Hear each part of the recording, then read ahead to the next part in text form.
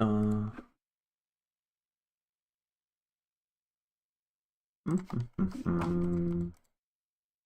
we are streaming. Let's pop that guy out. You go down there. Doing a little bit of a early stream today. That's real fun. I don't know, I just impulsively felt like doing it at an earlier time.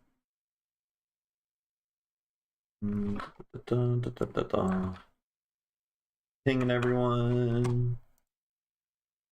Be tired, but should be fine.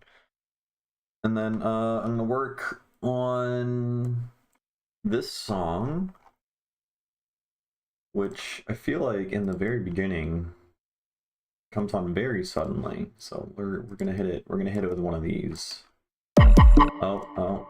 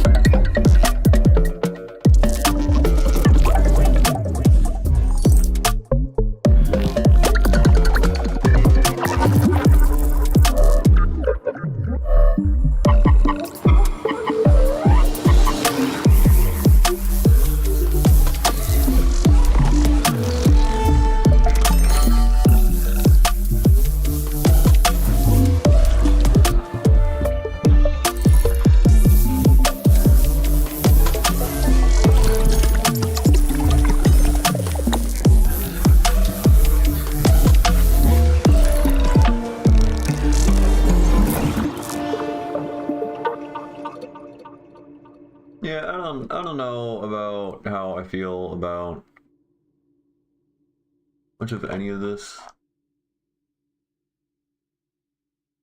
Hmm.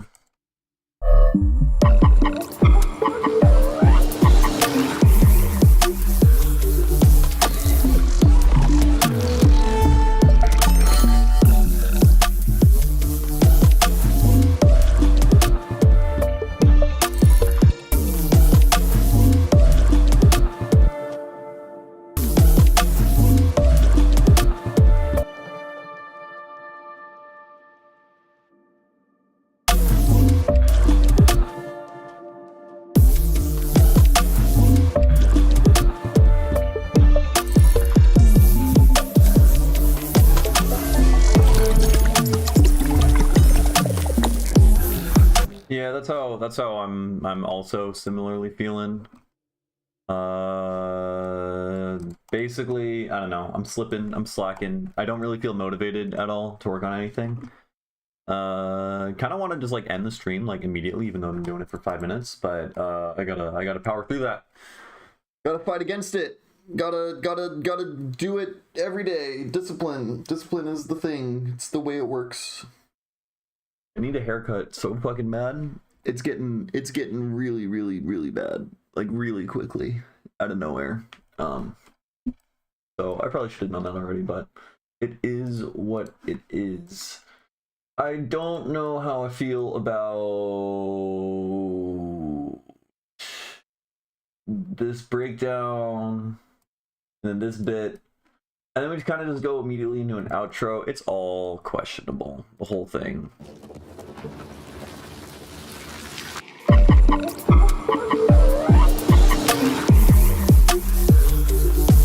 I think the thing is like I get like crazy seasonal depression typically around this time of year. It hasn't like fully hit me yet. I'm kind of waiting for that to happen. But like, I don't know, I'm kind of preparing for it, I suppose. I think my motivation is kind of like dwindling really quickly as a result of that. It also could just be that like I burned myself out, like preparing for the previous show that I just did. Life is maintenance. Yeah, this is true. Like here maybe we just like change this sound.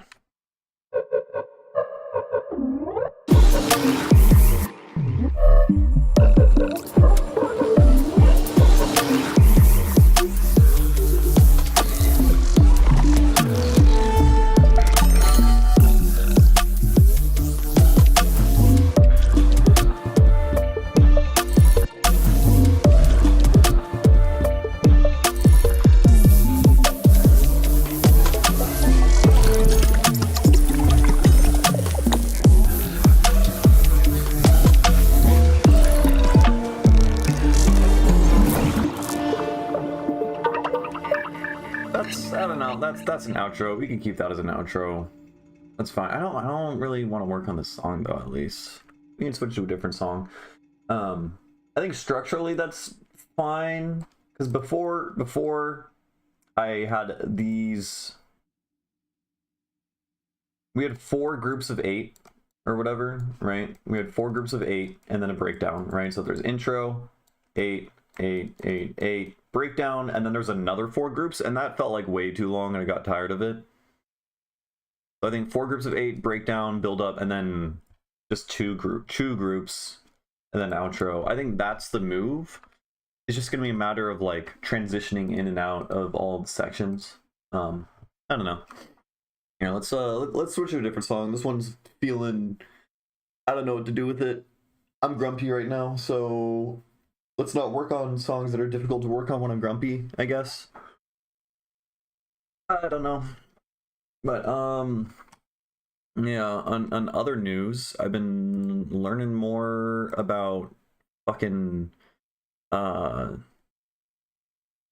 tuning theory and getting real nerdy about it.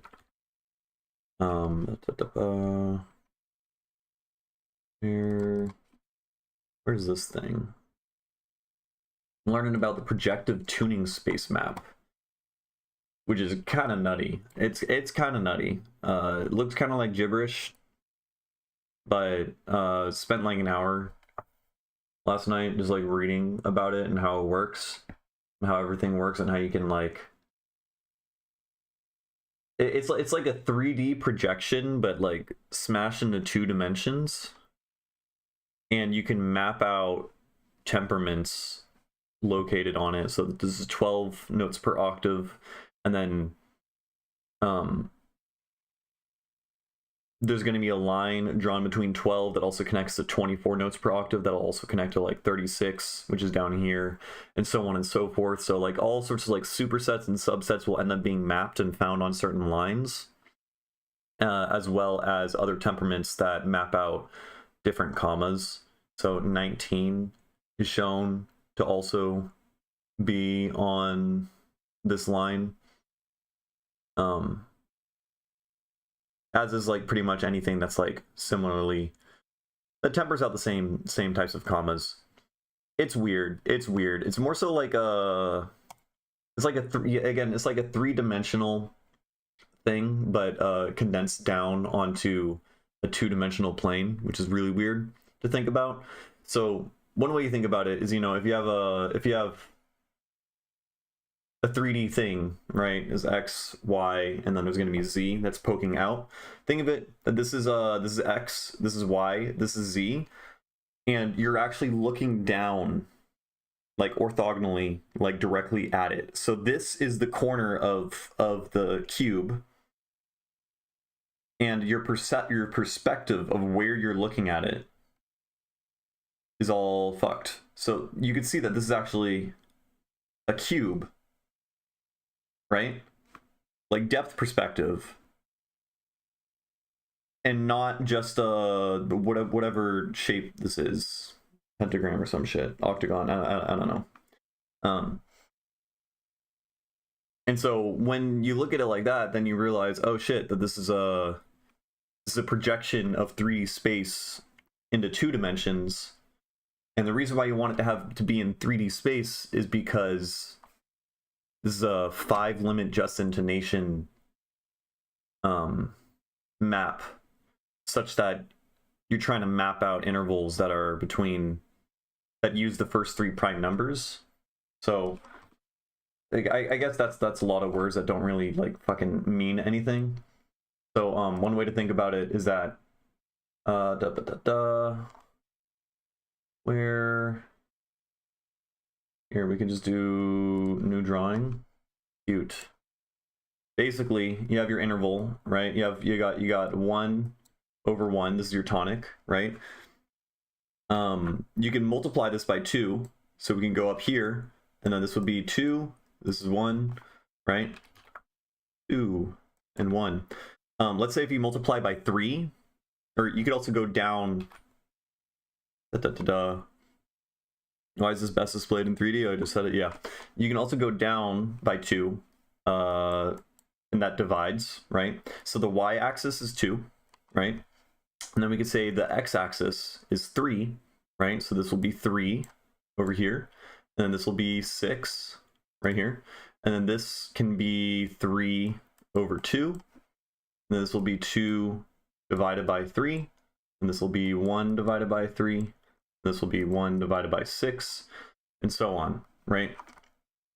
So this is a 2-dimensional grid, and because we're using 2 prime numbers. So you can map out all numbers in existence that are composed of the numbers 2 and 3. So all, you know, this will be all the even numbers, this will be all of the 3-even numbers or multiples of 3. This diagonal will be all multiples of 6, and so on and so forth.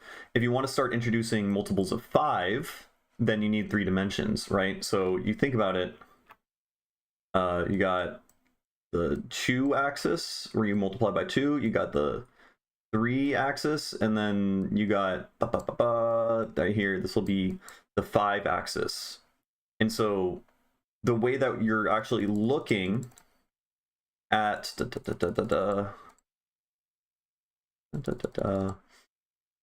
in the diagram, that's your eyeball, you're actually looking down at the projective tuning space of how it maps these three ratios, or these three prime numbers to everything. And so that's why it looks all fucked. So you'll see 12 is a little bit over here. That's because its fifth harmonic, which is the fifth harmonic axis, is more out of tune than the other ratios, right? So hypothetically, if you were exactly in the center, that would be perfect just intonation. It would be 100% perfectly mapped. If you are all the way over here, your 5 is horribly out of tune. If you're all the way over here, your 3 is horribly out of tune, right? And so that's how everything is mapped. That's how all these numbers are placed. They look at how in tune and out of tune are its approximations of different intervals, and then they're just placed on this grid, right? So if we look back at this drawing, yeah, I read like an hour, I read a thing, like this guide for like an hour trying to explain how this shit works, and it took a while. But so, you know, if you're in 12-tone equal temperament, our 2 axis is going to be perfectly in tune, right? Because we're dividing an octave, which is 2. We're dividing that number, therefore 2 is going to stay in tune, right? So this is going to be at 0 down here. Our 3 is a little bit out of tune, so it's going to be a little bit over here, and our 5 is pretty out of tune, so it's going to be like over here or something. And that's going to be 12 Edo. The fucking font size is terrible, right? So like 12 will be right here. So will also 24. 24 gets mapped to the exact same spot, simply because 24 and 12 share the same like prime divisors or whatever. Hey, what's up, Hoopla? Talking about projective tuning spaces and microtonal theory. So we're talking about how you can map every temperament basically, or every 5-limit temperament, which is any sort of temperament or selection of notes that approximates the first 3 harmonics, which is to say the ratio of ratios involving 2, the ratios involving 3, and the ratios involving 5, right? You can map them out in 3D space, because every single, you could think of any number as being any number that is composed of these 3 numbers is a 3-dimensional thing, right? So the number 2, right, is going to be in the coordinate 1, 0, 0, where the first dimension is 2 to this thing, second one is going to be 3 to this thing, the third one is going to be 5 to this thing, right? In this form, you can create any number that involves these 3 ratios. If you extend this out further and include all primes, you can describe any number in existence, because all numbers are made up of prime divisors or whatever, right? So the point being, if you have this 3D plane where you can map out and place approximations, or how well approximated different temperaments map to different things, then you can project this image. If you were to say the observer is right here in this little diagonal point, and then looking down at this center here, that's what you get here. And so now we projected 3D space into 2 dimensions, and then now you can look at and see and find patterns between different numbers. And so all patterns, all numbers that lie within like on some line, and you find multiple numbers within that line, they're going to end up sharing different tempered out intervals and commas. And there's a bunch of other like cool, crazy ass patterns in it. That's what I've been studying this like past day. It's neat. It's very long. There's a very, very long. This is what I was reading. It just keeps going. It just keeps going. And going and going and going and going and going. I got like halfway through it. I'm like, okay, my brain hurts. But it's fascinating. It's pretty cool. Starting to get it. How well does this apply to making music? Not that much, probably. A little bit. But I feel like I'm starting to understand a bigger picture of things. Anyways, that's that. Trying to think of, I am loosely trying to figure out how I'm gonna do my next tuning theory video. So that won't be on whatever the fuck this is. This might be way further down the line once I like fully grok it and like understand what the fuck is going on. And if that happens, it also depends on how useful it actually is, because I want the videos I make to be, you know, actually useful information. But what's neat is I got this drawing pad now, like kind of like an iPad thing or whatever. Like right now I'm just using my mouse to draw, but I can use a pen, and so I can like start drawing out mathy diagrams and stuff like that. It'll be cool. It'll be very neat. Okay, let's work on this song. Yeah, let's do this one.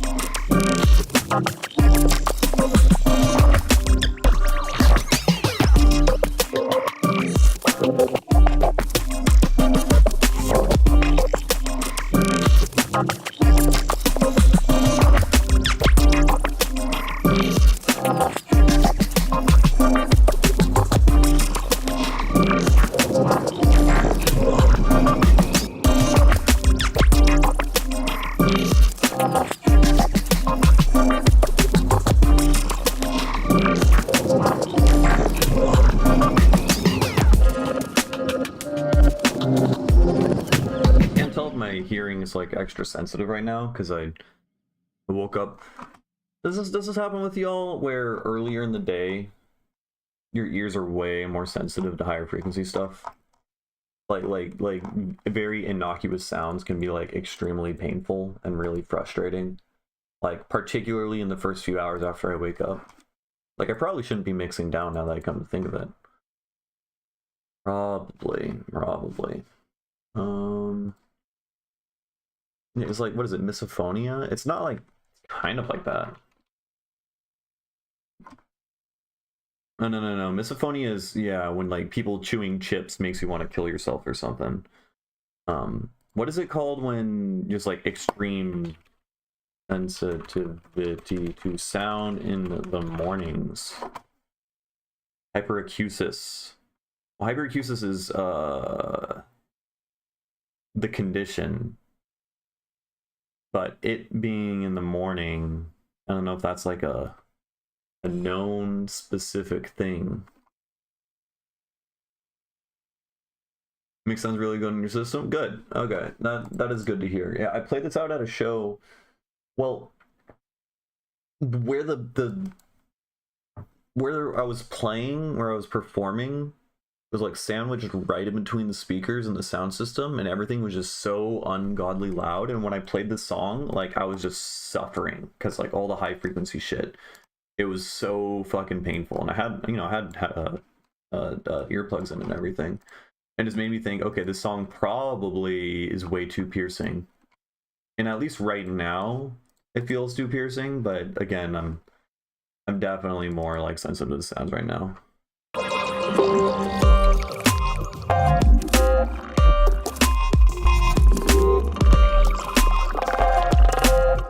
Let's also compress the reverb by what's the main thing making this sound? I think Zoom.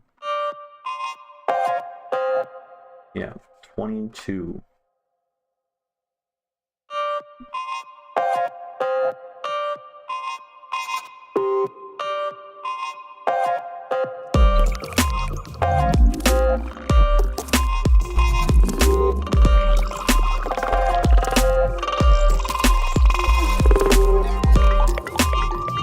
Maybe mix some non-vibrato, non-in with sub, like some notes that are not bending or some that bend down. Yeah, the sub, oh, that was also a thing when I was listening. Hello.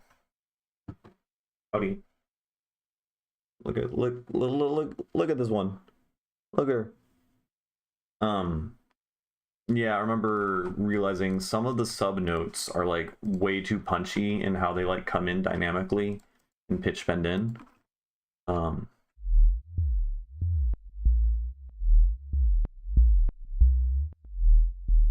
And it ended up, wasn't a fan of it. Why does it have that, like, why is it so clicky? Oh, I'm doing that.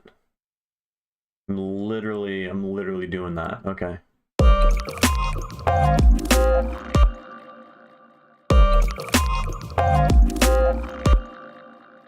What if we hit it with that?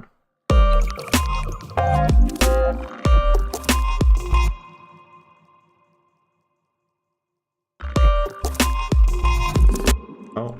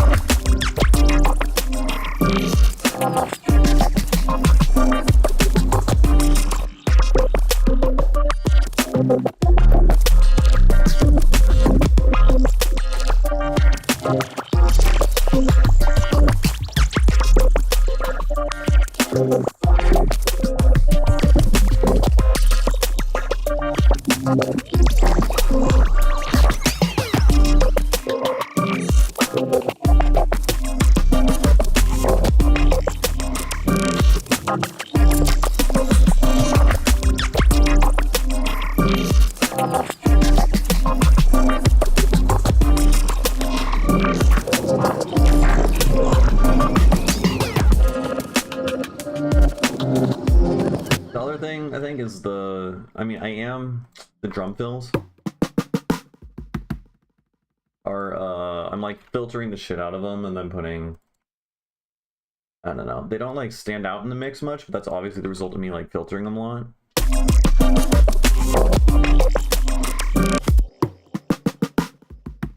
But like, do I want them to stand out more? How would that even... I just hit this with the one of these.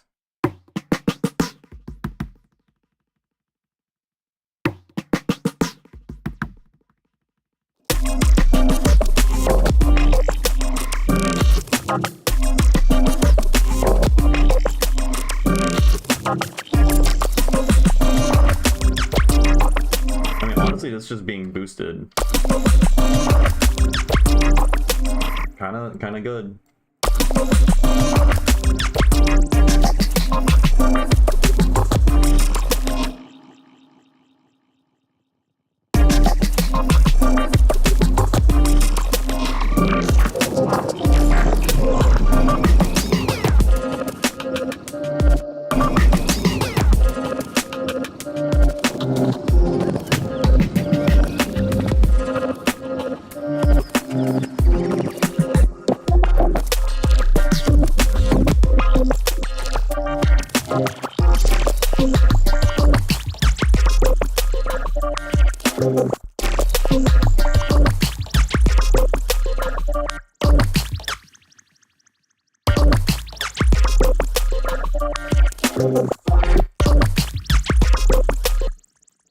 Yeah, maybe we should have that play out.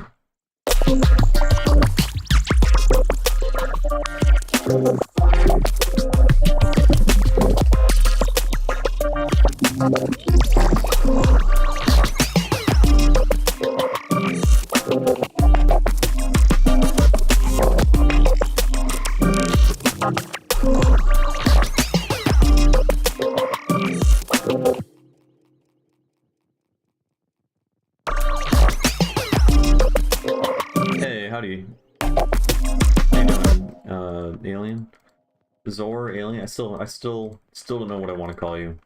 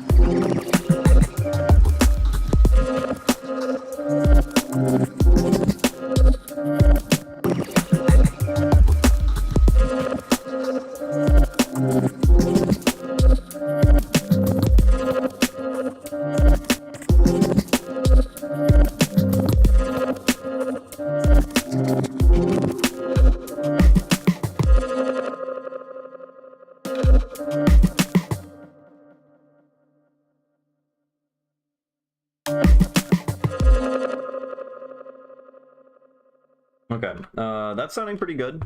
I'm pretty happy with where this is going.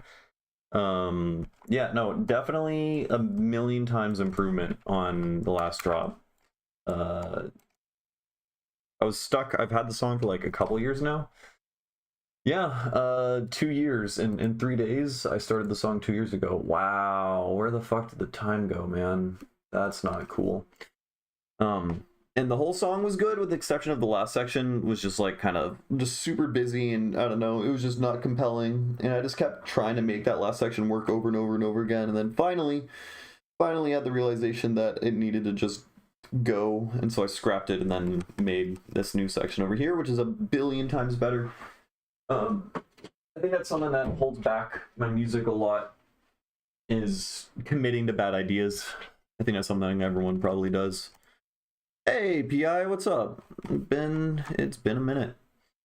But yeah, I think recognizing when an idea works and when it doesn't, and detaching your own ego and the amount of time you spent into a thing from how good the idea is. You know, like I've talked about this before, like on my recent EP and the song breakdowns that I've done for it. Like there's songs in there in the EP that I made in 30 minutes that were just much better than songs that I spent years on, and separating my own ego and the amount of time and effort I put into the thing from objectively, does the thing sound good? You know, that's what's important. What's up, Van Dweller and Mr. Leaky? Howdy. We must observe the sun. Oh. I was just talking earlier, Mr. Leaky, about projective tuning space, which is I know you're all about the numerologies. There's a lot of numerologies involved in this. It's kind of nuts. It's pretty cool. And I'm not going to do the whole entire spiel again, but essentially you're mapping out in 3D space different temperaments based on how well they approximate the first 3 prime numbers, and then you're projecting it into 2D space. God damn it, Ableton crashed. It reminds me a bit actually of stereographic projection, which one of the coolest things I learned about in my undergrad, which is basically stereographic projection. We're going to talk about math for a second, because I know we got 2 huge mountain lions just got into a fight on property. Oh, Jesus Christ. That sounds fucking nuts. Oh, that must have sounded insane. Like a cat fight is already like kind of crazy sounding. Now mountain lions, I can't even imagine. Yeah, you live out in the kind of the boonies, right? In the Santa Cruz area. Okay, so stereographic projection, basically complex analysis. You got your real number line, right? You got, 0, 1, 2, 3, 4, so on and so forth. And then you got I and negative I down here. And then you also have -1, -2, etc., right? And so you have 2I and so on and so forth. If you want to create complex numbers, like you can say that this is 3 plus I, right? So the second you add imaginary numbers, you got 2-dimensional space, right? Pretty cool. If you multiply a number by I, you're rotating everything by 90 degrees, right? So 3 times I becomes 3I, right? It ends up going over there. If you were to multiply this thing by I, you end up rotating this by 90 degrees, right? There's cool mathematical properties and everything that hold. Now, stereographic projection is pretty neat in that someone was like, what if we take the entirety of all the numbers in the world and map it onto a sphere, right? So imagine we got the sphere, and then within the sphere we also have the number line going through it. And so this is the real number line, right? So this is going to be 1, and then there's we got 2 over here, and this is going to be -1. This is going to be negative I, and then this is going to be I over here, right? So we're taking this thing, laying it down flat, drawing a sphere through it. This is how it works. And then down here is 0. Is this how it works? What's the z-axis dimension?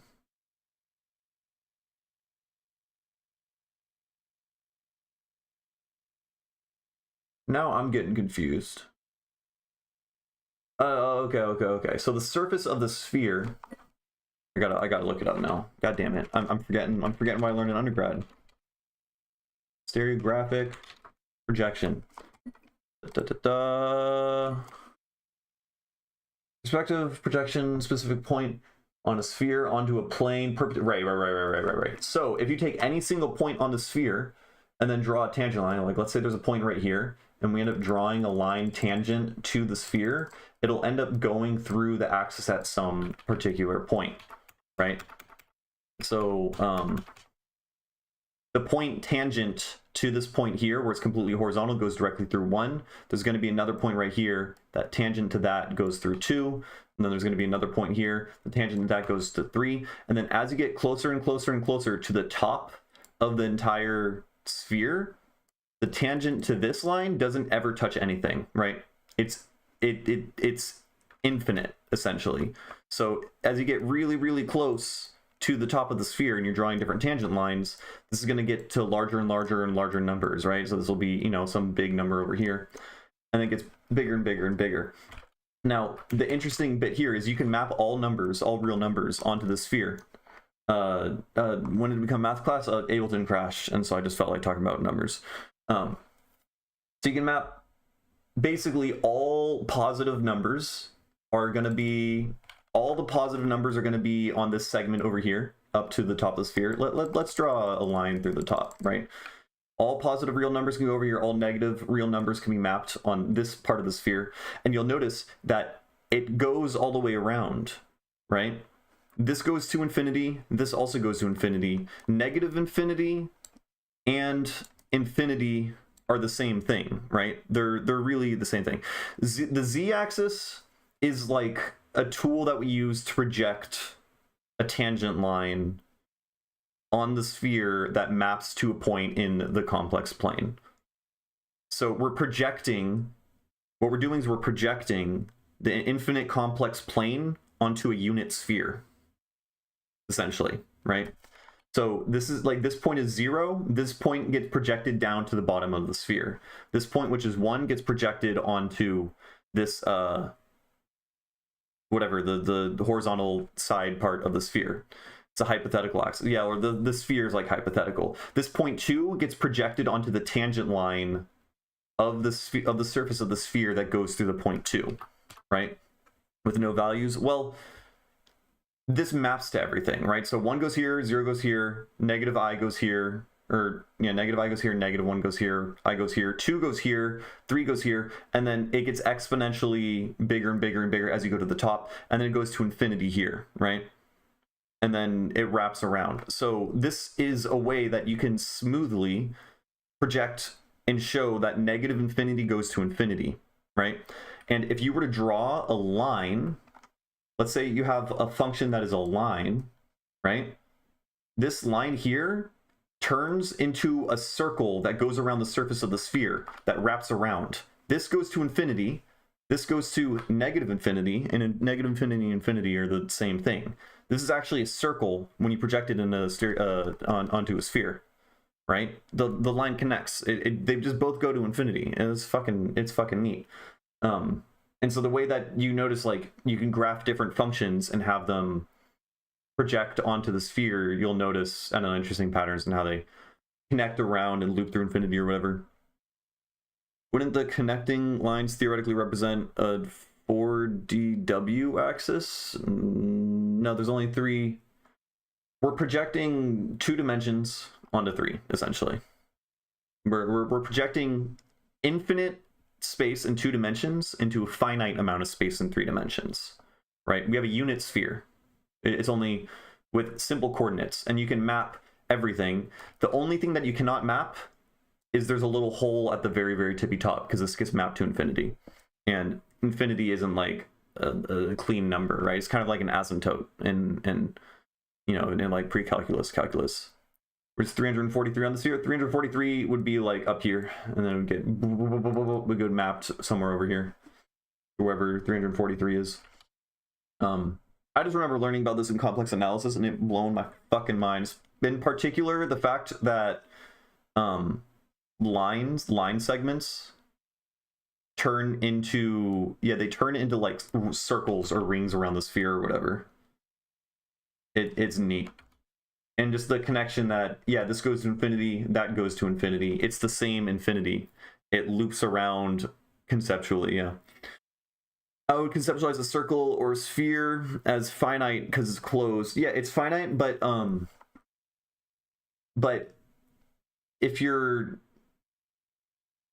the thing is, we're projecting the sphere onto the surface, and by projecting the sphere onto the surface, you draw tangent lines of the surface of the sphere, and the top of the sphere is the tangent line at the top of the sphere never ever touches anything, right? That bit becomes infinite. So it's not necessarily the sphere, it's how the sphere interacts with the plane itself and how it projects onto it. And so you can fold everything in an infinite plane onto the sphere, so long as, you know, the points further out get mapped to smaller and smaller segments, right? It gets smaller and smaller. So, you know, obviously the space between 1 and 2 is going to be like decently big, right? The space between 2 and 3 is going to get smaller, and then smaller and smaller and smaller, and then it, you know, it just gets smaller to infinity, right? It's like an asymptote, you know, a function that looks kind of like, oh geez, that looks kind of like that, which is neat. Anyways, that whole thing is kind of similar to the projective tuning space, and that we're taking the three-dimensional 5 limit just intonation space, which again, 5 limit just intonation is simply, you can take any ratio and categorize it as the product of 3 numbers, which is 2, 3, and 5, which are the first 3 prime numbers, right? So you can say 5 over 4, which is our major third. 5 over 4 is equal to we can leave this as a coordinate system. It's 2 to the negative 2 power times 3 to the 0th power times 5 to the 1st power, right? So if you were to create a 3-dimensional plane, right, which you know, we have like over here or whatever, but create a 3-dimensional plane, right? We could say, let's say this is the 2 axis, right? This will be the negative 2. We'll go over here. And then 3, this is the 3 axis. We'll set this to 0, right? So it's going to be mapped here. And then 5 will be 1, right? And so we can map all fractions that are composed of 2, 3, and 5 into 3D space, essentially, right? It's a vector. So just intonation tunings can create like lattices and can create, they're coordinates basically, right? All numbers are made of prime numbers, right? And so if you limit yourself to a certain set of prime numbers, which is to say 3 prime numbers in this instance, you can create and map out the locations of different intervals in 3-dimensional space. So our perfect fifth, 3 over 2, right, is going to be 2 to the negative 1 times 3 times 5 to the 0. 5 to 3 to the 1, right? So it's going to be a negative 1, 1, 0 coordinate system, right? So, well, you know, 1 is here, and then 3 is over here. So this is where 5 over 4 is. This is where 3 over 2 is. You notice that 5 over 4 and 3 over 2 are kind of orthogonal to each other a little bit, and that one completely ignores the 5 axis, and the other completely ignores the 3 axis, right? And that's simply because there's no 3 located in this, there's no 5 located in this, but they do share 2 together, right? So interesting shit can go on there. And so when you take all of that and then project that into, you can project and categorize temperaments and what commas that they temper out and how accurately different temperaments can approximate these types of prime harmonic intervals, and then you get some shit like this. Well, no, what you really get, and I explained this a little bit earlier, is if you were to take these 3 dimensions, 3 dimensions is a lot, we can project this into 2-dimensional space by positioning where the observer is. Like, if you think about our perspective, if the observer is this eyeball and looking down at the 0 axis from this angle, you end up getting this, right? Think about it, that we're looking down here. This is better. These are the 3 axes, and we're looking down at it. This is the 0 point, and this creates a cube, right? Because 3 dimensions makes a cube. So we're talking about planets sitting on a conceptual plane that Einstein talked about, and by extension, black holes. Just saying that's what this math is telling me at first. I mean, physics and math are like, you know, physics speaks the language of math, so I'm sure there's a lot of like overlap and whatnot, and similarities.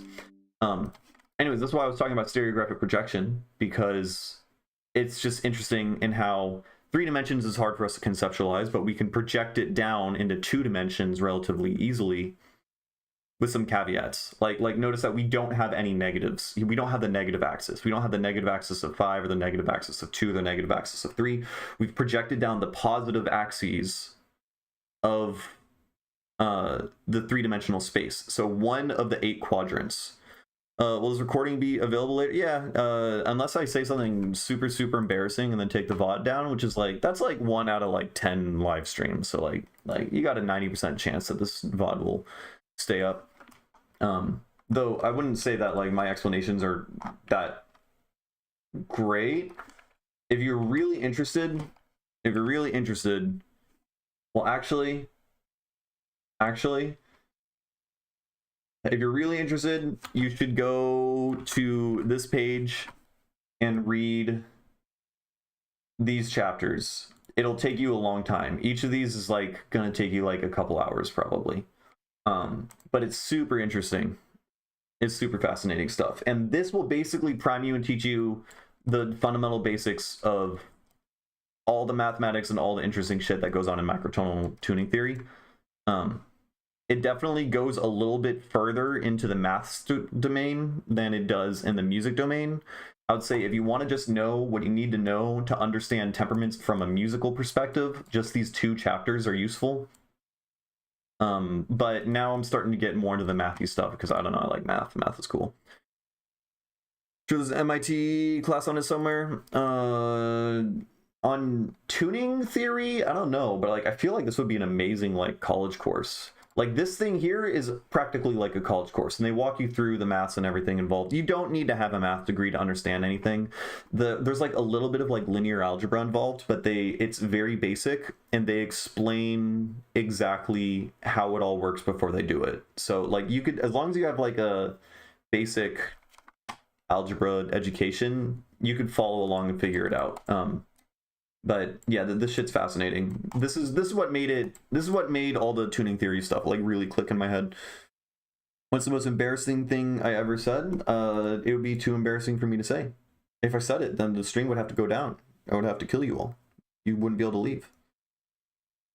I wouldn't say 3. I would say 3 isn't so bad compared to the 4th dimension. Yeah, but the working with 3 dimensions. Well, like we're using a 2-dimensional screen already, so working with 3 dimensions would be difficult. What I am curious about is what would a 4-dimensional projection look like? So we've been working this whole time in 5-limit just intonation, which is to say, you know, we're working only with the harmonics up to 5. We're totally ignoring 7, right? So what would this space look like? Obviously, this is 4 dimensions, and so you would have to project a 4-dimensional tuning space into 3D. So like you probably have to use some sort of software or like whatever, some software to like explore a 3-dimensional projection of the 4-dimensional space. So it'd be way more confusing, right? Than just like here I could just look at an image and kind of grok and figure out what's going on, right? But the whole point of this is that when you project and then map different tunings, you end up placing these tunings around based on how well they approximate different harmonics. So as you may know, yeah, you need another axis. And I don't even fully comprehend, because 4 dimensions is hard to comprehend to begin with, how you would project like it would be only the positive axis values of the 4th dimension would get projected in a 3D space, but then like what would that, I don't know, I can't even comprehend it. But I imagine the end result will be you're gonna have like a 3D grid with shit placed everywhere, and then I don't know, it'll be weird. But so you'll notice 12 is here. This is 12 tone equal temperament. 12 poorly approximates our 5th or the not our 5th, the ratios involving the number 5, right? And so the more poorly something is at approximating something, the further along that axis it'll be, right? That's how everything is mapped and placed out. So right here, 12 really well approximates 3/2, right? So it's pretty close to the center in terms of these axes. but it's further along over here, right? And so everything that poorly approximates the fifth is going to be further out over. So like the 17th harmonic or 17 Ito approximates 5 even worse, right? 22 approximates 5 even worse than that, and 27. And then you can also notice that any like set of temperaments that lie on a line are going to end up tempering out the same intervals or commas and having different like harmonic relationships. And so by creating this projective tuning space, you can like find patterns and discover temperaments that carry similar properties. So all of these lines are a way that these numbers carry similar properties. So for instance, like I can see here 12 and 16 and 28 and 32 and 20 and 28 and 36 all lie on this line. I can immediately tell, well, these are all divisible by 4. All of them. These all contain diminished seventh chords within it, right? Because a diminished seventh chord is when you divide by 4, right? So that's neat. That's pretty cool. And then I'm sure there's more shit you can get out of this, but yeah, it's very neat. Okay, that was a lot of math. Let's go. I guess since we're on the topic of math, this song I just opened up is in 343 notes per octave, which is way too many. Way too many. But we're doing it kind of as like it's a meme. There's a meme challenge. There's this dude who is obsessed with the number 343 in some kind of like, I don't know, numerology savant number obsession fetish thing. And he keeps asking everyone to make music in 343 notes per octave. And so a bunch of us are now playstating him, and we're doing that. So what's interesting about 343 notes per octave is it is basically a perfect stack of the 17th harmonic. If you stack 17 over 16 on itself 343 times, you pretty much exactly map to an octave. It's off by like the tiniest bit. And so that tiny bit, when you divide that into 343 equal little bits, it gets even tinier and tinier. And so you'll notice that this is the accuracy of how well every single prime gets mapped, right? Because all that matters is how well you map primes. I don't know why they include 9 here. This is useless. 9 is made out of 3 times 3. We don't need it. We only need the prime numbers. But anyways, these are all off by like a cent or a fraction of a cent. This one is off by like 0.00005 or something. It's like really, really small. So you can think about 343 notes per octave. You can also think about this as a tuning space, right? In 2 dimensions, where one axis is 2 because we divided it into octaves, and the other axis is 17, right? And there's going to be all these notes all the way around, right? You can also, you know, over here as you divide by 17, down here we divide by 2, and so on and so forth. And so you can create like a grid of these like extremely complex numbers and whatnot. Now, of these 343 notes, there's way too many to use. It's still ridiculous. No one's ever going to use this. This is like the step size is 3.5 cents, which is literally smaller than the human perceptual, like the benchmark for how much the difference in cent size that it requires for humans to hear pitch difference. So again, this is unusable, but you can create subsets from this. So if you stack this 17th harmonic on itself 23 times, you end up getting a subset scale that is 23 notes large. And as you may know, I'm obsessed with 23 notes per octave. Though it isn't exactly 23 notes per octave, it's staggered. It's a scale that's 12 large steps and 11 small steps. And so you could think of this as we took, this is so much, we took 343, and then we turned this into 12 large steps and 11 small steps from this thing, right? Such that we can create 23 Ito, but instead of all the steps being like evenly spaced apart, some of them are going to be a little bit closer together, right? So, you know, that size is smaller than that size. So we're basically taking 23 Ito and then detempering it we're changing the step sizes such that we fit it into 343, because by doing that, we're perfectly approximating the 17th harmonic. I hope that made sense. It's needless. It's just fun. Basically, I don't know, we did all that and we got an interesting sounding scale. And this is the song that I made out of it. This is what I'm working on.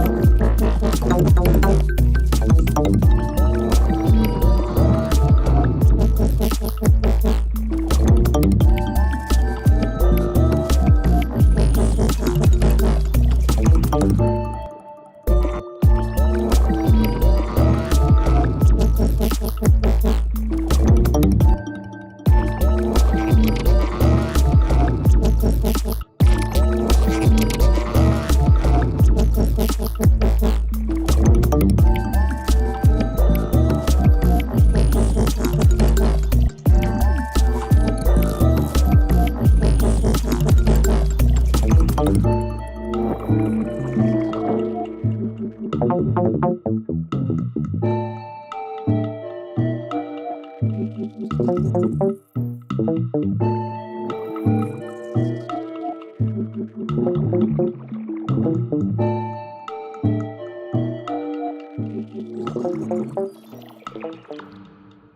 does it get quieter there?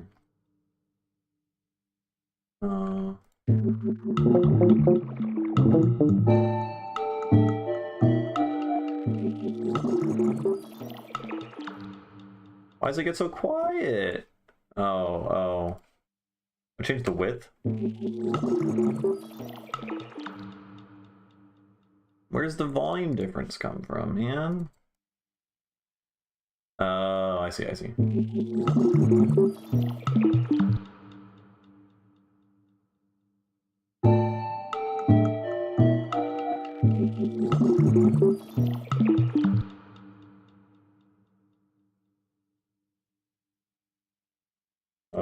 Why can... Oh, you mute there. There we go. Let's get rid of that. Nah, I kind of liked it the way it was before.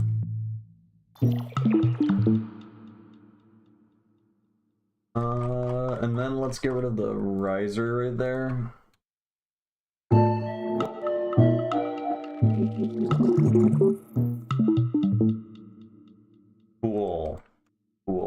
Cool. So this is coming together. So yeah, that's basically making microtonal music. You do weird math because it's fun for a while, and then in the end you just pick like a subset of notes from all that math, and then you just write around in it. And then usually it sounds kind of cool. Though that isn't to say that you have to do all the math. You can just pick any random subset of notes and probably get something cool, but I guess there's, you know, unique sounds and whatnot. I would say in this particular instance, like, it's pretty extreme and no one's gonna know what the fuck you're actually doing with the tuning. But it's still a creative device. You know, like, limitations breed creativity, right? So, you know, you set up arbitrary limitations or whatever.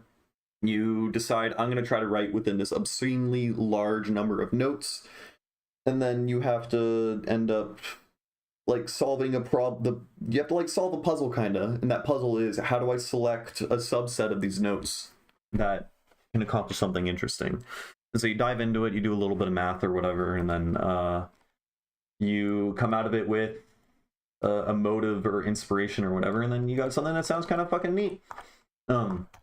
Also, and I've talked about this a little bit in my tuning theory video that I made, is the tuning that you're in will guide your instrumentation and orchestration and sound design choices, right? And so notice that I do a lot of like bell-like timbres and a lot of sine wave plucky-like timbres and whatnot. Like, we got like, well, we got flutes and stuff here, and the flutes are, you know, inspired because like basically every single culture has flutes, but this is very gamelan inspired.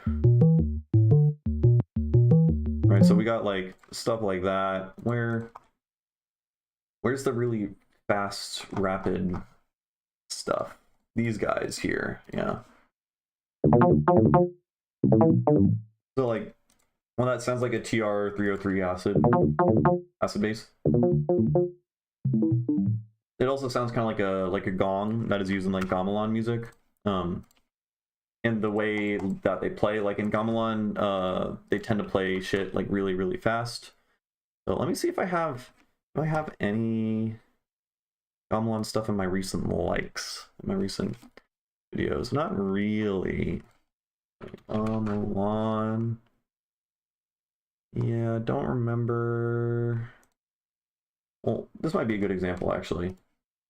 So gamelan is Indonesian music in interesting tuning systems, and they have entirely different structures and forms of how they like conceptualize and play and formulate music than what we do in like Western music. So for instance, like in Western music and in most musical cultures, we work within rhythm cycles, and the downbeat of the rhythm cycle is the most emphasized, right? It's like 1 2 3 4, 1 2 3 4, or you know, 2 2 3 4. The downbeat matters a lot. In a lot of gamelan music, the last beat of the rhythm cycle has the most emphasis. Everything builds and swells to that last beat, and then it plays, and then the rhythm cycle restarts. And the way that they keep time is very different. So I'm very interested in musical form from like a ethnomusicological perspective,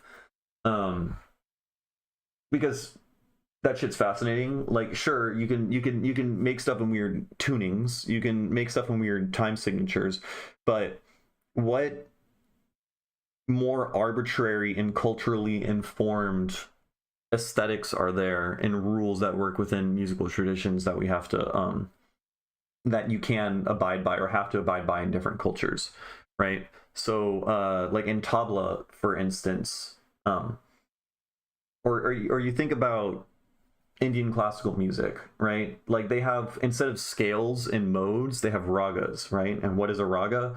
Well, it's essentially a scale or mode, but with added rules that you have to abide by, depending on like which notes receive what emphasis, which notes you have to add vibrato to, which notes, when you play a certain note, you have to follow it up with a different note. When you ascend a scale, you have to play certain notes. When you descend it, you have to play different notes. There are different rules that are added that when you work within that framework, it ends up adding like a different sound, and then that adds depth and more stuff that you could play around with and do than like exists in other like in Western music or whatever, right? Same thing with palas, which is the Indian classical music form of like time signature or like whatever, you know, like rhythm. In that when you're playing tabla, different sections of the rhythm cycle have to receive different emphasis. So for instance, in Teental, which is 4/4, and their equivalent of 4/4 in like tabla, for instance, you know, there's your four, like let's say this is a 16 beat cycle, right? What you do is you play the bass drum on these two sections here, and then you mute it here, and then you bring it back in over here. You bring it back in like a little bit in over here. You mute the bass drum. You mute the bass drum like right there or whatever. So you start playing it, and then as you go in over here, you mute it, and then it's muted in this section, and then it comes back in, and then that creates an entire cycle. So it's not just, okay, how many notes per beat am I playing, and such that you subdivide it in a certain way. It's also, what am I doing with my bass drum, and what am I doing with my other drum, and at what point within my rhythm cycle I have to play the different instruments differently, right? And then there's rules added to that, and then there's depth and complexity, and it adds the sound. That shit's super fascinating, and I want to like explore and understand that more, and like what types of forms exist within different cultures that are much more abstracted from what we tend to do in Western music. Like a lot of Western music is like, I don't know, here's your pitches, here's your set of pitches, these are chords, and then here's rhythms, and then you just combine sounds and make whatever happen. I feel like in here there's so many more rules that lead you to having like different structures that you can work within, and then you can improvise within. So there's still so much you could do while working within the structure, improvising within it, that is informed by the rules added by it, right? I don't know. I find all that super, super fascinating. I want to dive into that more, because the end goal is like, okay, what if we then start inventing our own, like world building in essence? You know, you start to build, make a make-believe musical culture, and then make music that works within the frameworks that you've built. And where does that take you? And how deep can you go? You know, and like that extends beyond just, you know, using a funny tuning. But, you know, you could start with a funny tuning. I think it's all interesting. I don't know why I got there. But yeah, that's what I've been on about. So musicology, ethnomusicology, super, super cool. What am I doing here? Let's just revisit this, because I've been yapping for a second. I kind of forgot what this sounds like. We'll mix it down a little bit more.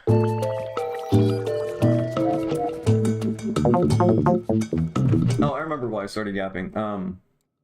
Totally off track, but I was talking about how orchestration and sound design all relate to tuning. And so the tuning that I use is an anti-diatonic scale, and what that essentially means is that our fifth is tuned really, really, really flat, the subset of notes that I chose to use has a really poorly tuned fifth, and so all the instruments that I play are not harmonically rich. They're all pretty percussive, or are composed of mostly just sine waves. And the ones that are not percussive are like flutes and stuff like that.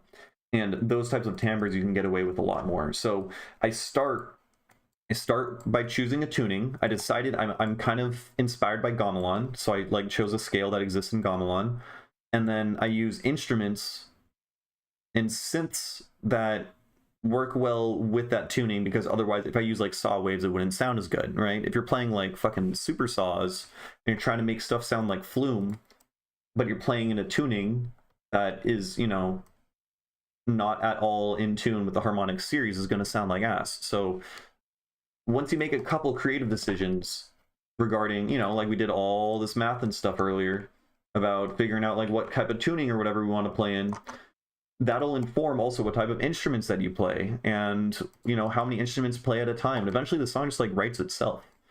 So that's where some of the benefit of doing all this math and stuff comes from.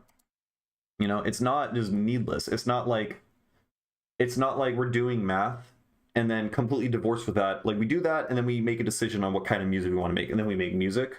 It's that they're kind of interwoven in that the math informs pretty much every step of how we make the music, because every bit of how we make the music is informed by everything else that exists within the song, right? We want to add one section to the song, well, that section is informed by everything else. We want to add one instrument, that's informed by what other instruments are playing or what the tuning is, right? I think that makes sense. So that's why math is cool. You should do math. It's also just fun, and more ways you can think about music. You know, like I feel I just like, one of my favorite things in life is like going on a walk and just thinking about music and thinking about math and like having revelations, and then just coming home and then like building a crazy audio effect rack that does something super cool, right? I like thinking about that shit all the time, and to be able to think about that stuff all the time, you got to keep learning. And how do you keep learning? You dive into weird ass esoteric microtonal theory stuff, and that's the way. It is the way.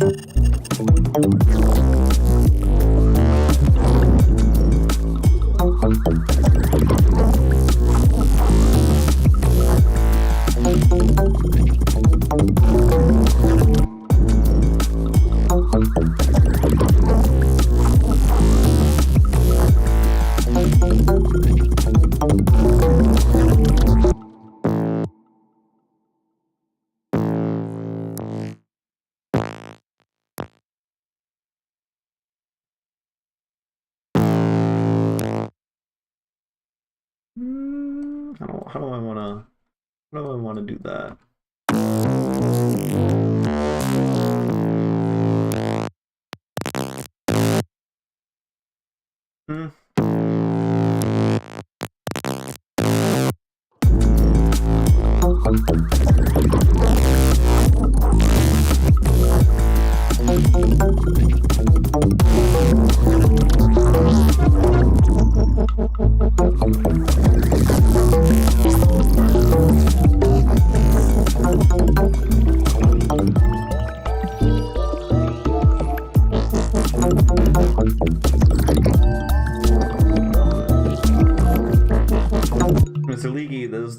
sounding like thought crimes to me. It's sounding like you're starting to lean outside of your why can't I think? Every time this comes up, my brain shuts down. What's the word? You're supposed to be ambivalent? Not ambivalent. Impartiality as the judge.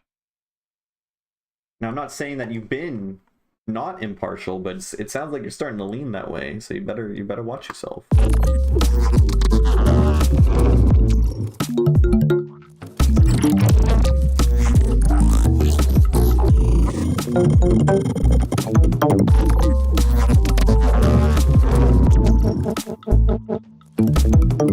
Yeah, just asking questions. I see. I get it.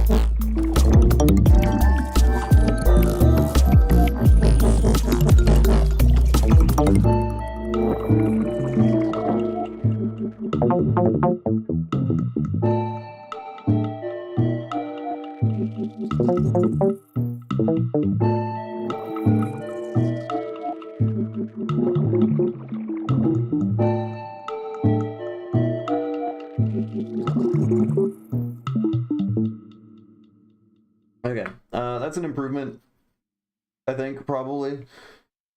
Sounds cool. Yeah, no, like, conceptually, I think the song is done, so that's neat. Yeah, made this in, like, 2 streams and, like, 2, like, hour and a half long sessions, so this took, like, 2-3 hours. Still, of course, it needs a bunch of mixing work and some subtractive stuff, but overall, I think it's sounding pretty good. So... that is neat. Let's try to make something new. I've been working on old songs for a while, so let's do something new. Let's like flail around a little bit. I really want to start.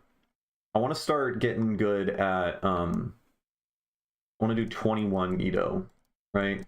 So 21 and 20 are both super cool, and that 21 is 7 times 3, and 20 is 4 times 5, right? Now, 3 is interesting in that 3, what is 3 in terms of, microtonal music theory? 3 is an augmented chord. If you divide 12 into 3 steps, that's 3 steps of 4. That's your major third, right? 1/3 of an octave is a major third. It's 400 cents. You stack that on itself, you get a whatever. So 21 Ito is 7 independent rings of augmented chords that are displaced by 1/7 of a note or whatever, right? Now 20 Ito is 4, right? This is a augmented chord. 4 is a diminished chord. You divide an octave into 4 steps, that's a diminished 7th chord, right? So 21 and 20 have this kind of like parallel nature, and that one is made out of major chords or major thirds that we're familiar with, and one is made out of minor thirds that we're familiar with. Now 7 and 5 are interesting in that 7 Ito is an equalized diatonic. I don't know. I need to equalized. Oh god, drawing with my mouse is terrible. Diatonic And then this, the 5 Ito is equal pentatonic. Oh god. Yep, that's a pentatonic, right? So what's especially interesting about this is when you study the diatonic scale from a microtonal lens, diatonic scale is a 2 large or 5 large 2 small scale. If you are to increase the size of the small step and decrease the size of the large step, they eventually become completely equal. And when they're equal, then you just have 7 notes, right? This becomes 7 Ito. Now, if you were to do the opposite, if you were to increase the large step and decrease the small step eventually shrinks down to nothing. And then you just get 5 large steps. This becomes 5 Ito, right? So if you do it one way, you get 5. If you do it the other way, you get 7. So they're also kind of mirrors of each other in a sense, in that they're both extreme versions of the diatonic 5 large 2 small scale, right? If you make both the interval sizes closer and closer together, they approach 7 Ito. If you move them further away from each other, the small step shrinks away to nothing and get 5, right? So that's how I've kind of been thinking about 21 versus 20. You got this augmented thing, and then you have augmented as it relates to 7 Ito, or the equalized diatonic, and then you have the minor diminished 7th chord as it relates to the collapsed 5 Ito pentatonic, right? And I think that is compelling. I don't know, numbers, man. Now, what does it mean? Does it sound good? I don't fucking know. We have to find out. So, let's do, what should we work with? I guess we can do 21 first. I suspect 21 Ito will be easier. Here, let me, I'm just opening up Scale Workshop. Gonna hit 21 equal divisions. Ableton scale file.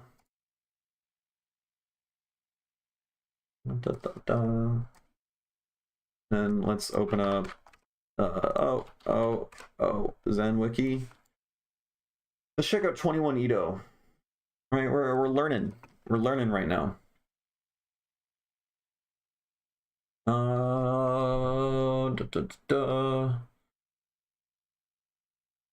Yeah, so it's got 3 7 Ito scales. And you can inflect it up or down a quarter tone.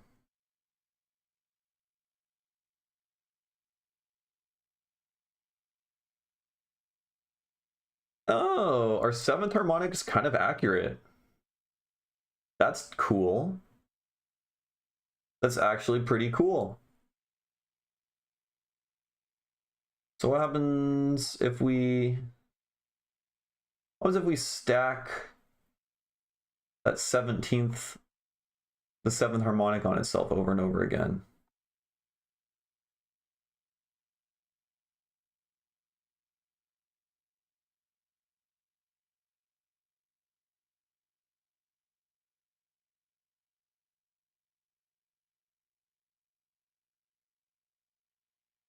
We have a 3 large, 6 small.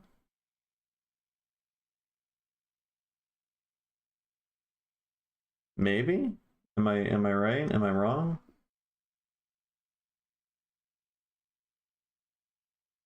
Yeah, we do. 5 over 21.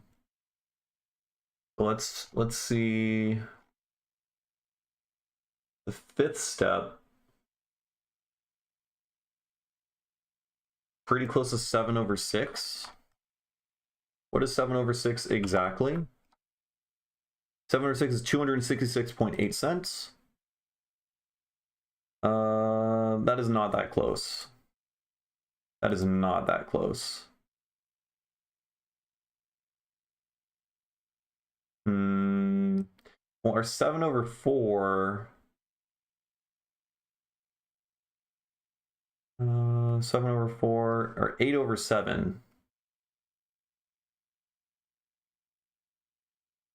If you make a scale by stacking the 4th note over and over again, Here, let's just start fucking around a little bit.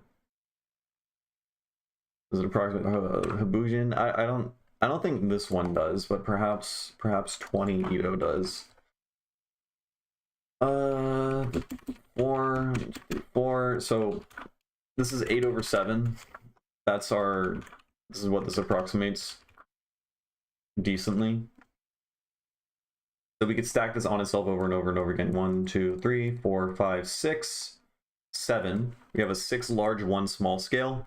You can also think of this as like a equal, like it's almost a whole tone scale, but it falls just a little bit short of the last little bit.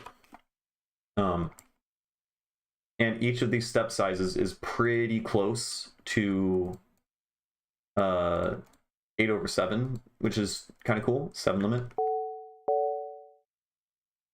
Kind of cool.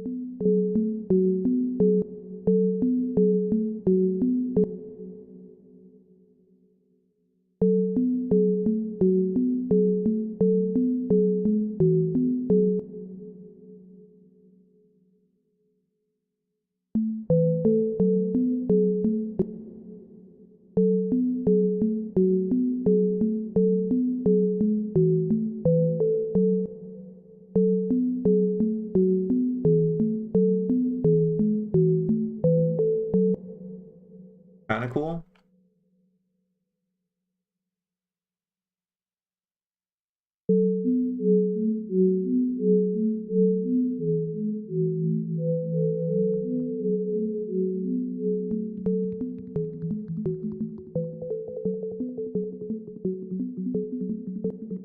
All right, let's I don't know, make another thing.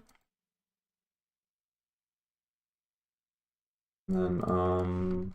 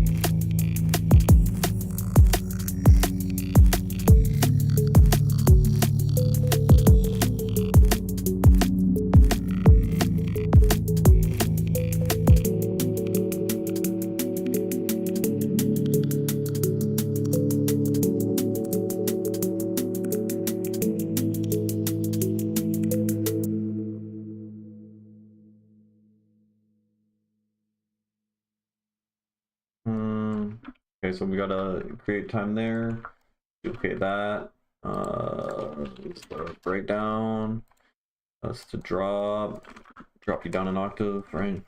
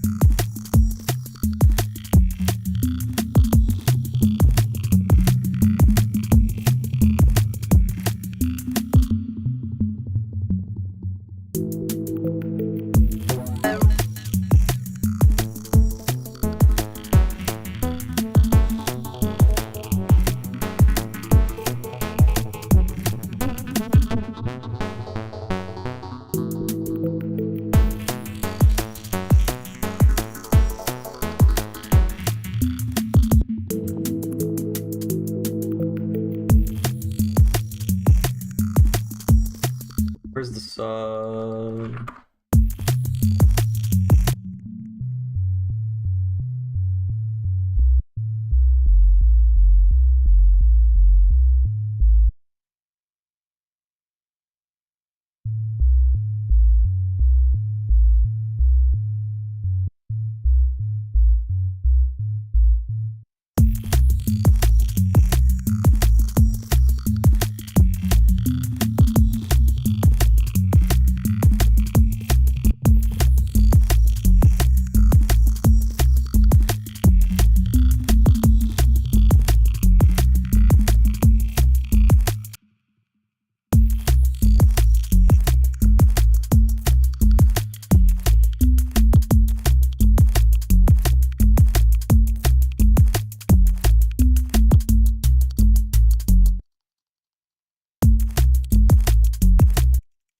What do I do with this now?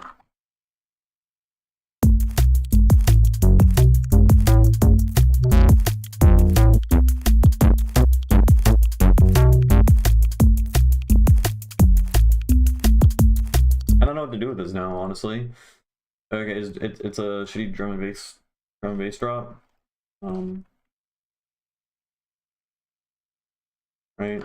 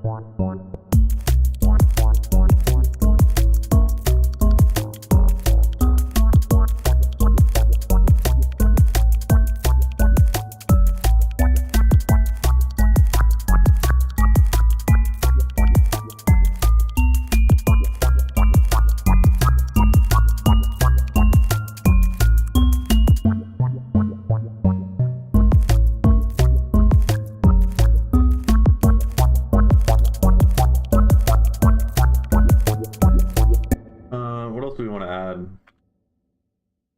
Bigger loop. Okay, bud.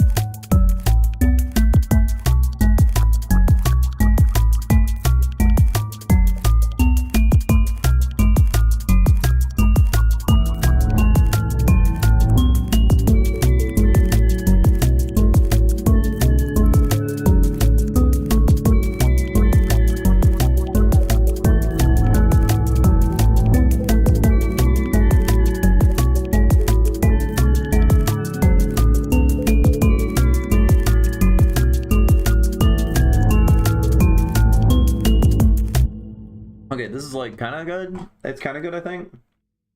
There's like some semblance of a there's something going on.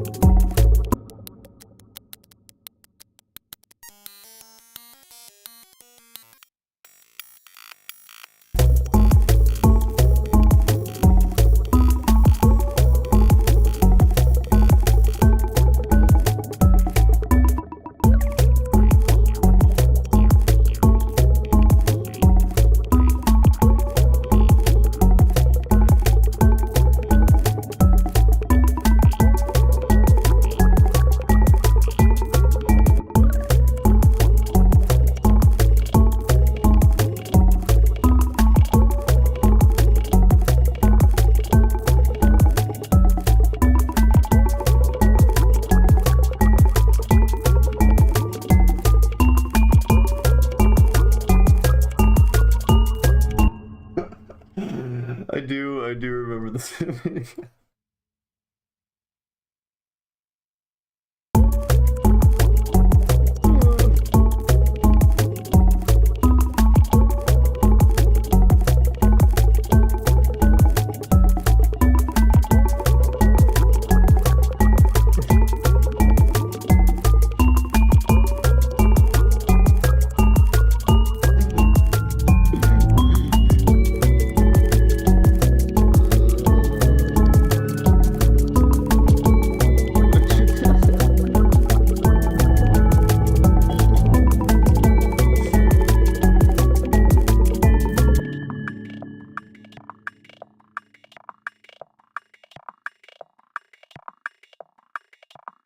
That's good shit. That's some good shit right there. Yeah.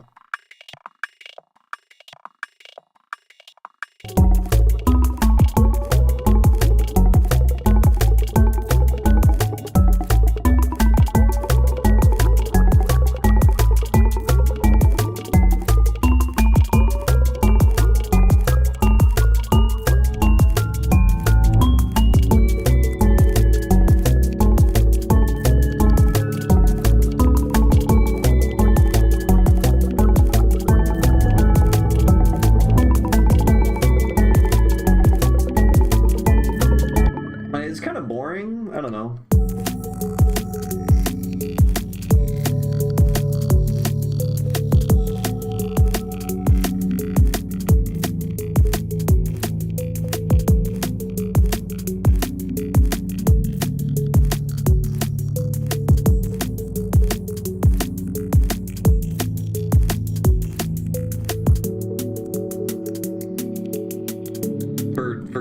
text. I don't remember how we got there, but at some point... Oh, we were saying that the Applejack Cinnamon guy... Leaky said it, I'm pretty sure. All good things come from Leaky. Was doing vocals on one of my songs, and then I looked him up, and then I found this really, really, really bad creepypasta written by what must have been a 12-year-old about the Applejack Cinnamon guy. Man, that brought me way back. Oh. Oh man, that's good. Some classic chops. Yeah, probably just need. I mean, that's drum and bass, right? It's just boring as shit with little tiny micro edits and stuff like that. Probably. That's probably what I need to do. I don't know. I'm getting tired.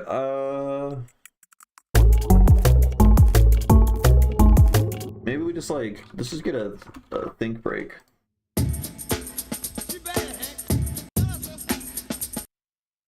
Yeah.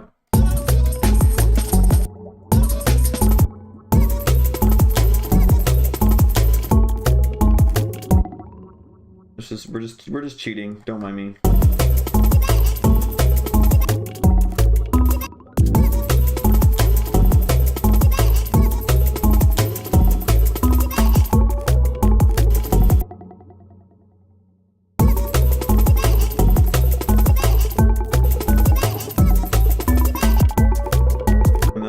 Obviously, wait, let's just take all of that and put that on that.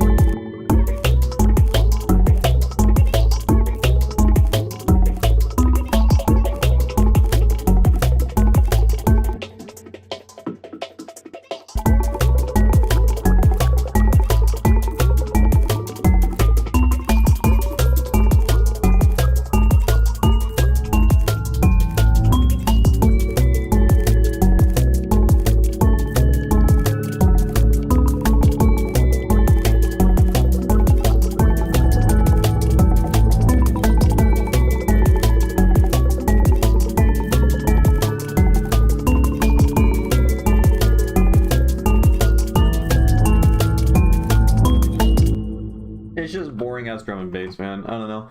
We need to name the song. If I could request so kindly a song title from the chat, that would be a dream.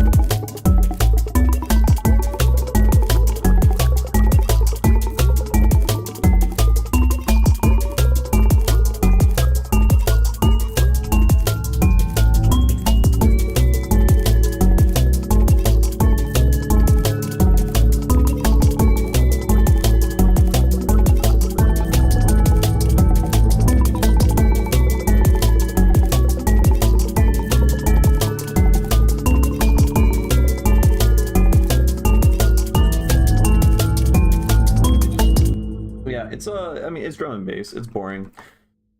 All right, I guess Cinnamon Mon.